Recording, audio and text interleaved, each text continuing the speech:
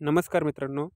मुख्यमंत्री माझी लाडकी बहीण ही योजना सुरू झाल्यापासून महिलांसाठी खूपच लोकप्रिय अशी ही योजना बनलेली आहे. तर मित्रांनो, मुख्यमंत्री माझी लाडकी बहीण योजना या योजनेअंतर्गत प्रत्येक पात्र महिलांना ₹1500 महिना हा शासनाद्वारे दिला जातो.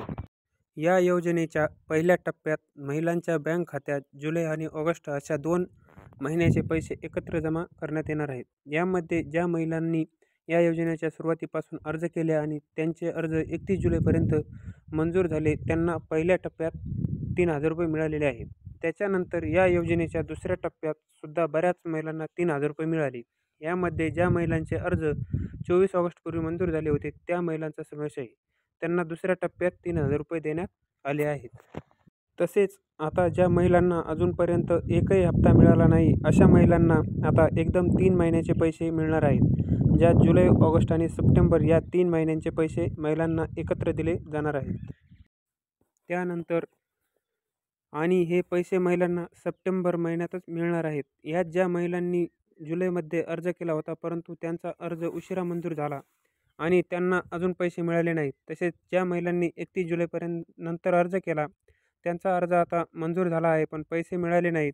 15 ऑगस्टनंतर ज्या महिलांनी अर्ज केले आहेत, त्यांनी त्यांचे अर्ज 31 ऑगस्टपर्यंत मंजूर झाले आहेत. अशा सर्व महिलांना आता सप्टेंबर महिन्यात एकूण ₹4500 मिळणार आहेत आणि हे पैसे महिलांच्या बँक खात्यात 10 सप्टेंबर ते 15 सप्टेंबरपर्यंत जमा होणार आहेत. तसेच मित्रहो, माझी लाडकी बहीण या योजनेपासून पात्र महिला एकही वंचित राहणार नाही. या योजनेमध्ये सर्व पात्र महिलांना हा हप्ता लवकरच आता त्यांच्या DBTमार्फत बँक खात्यामध्ये जमा होणार आहे. त्यामुळे तुम्ही सर्वांनी तुमच्या बँक खात्याशी तुमचे आधार लिंक करून घेणे अनिवार्य आहे.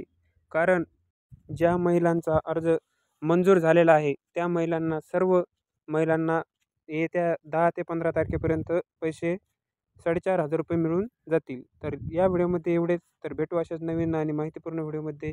तोपर्यंत जय हिंद.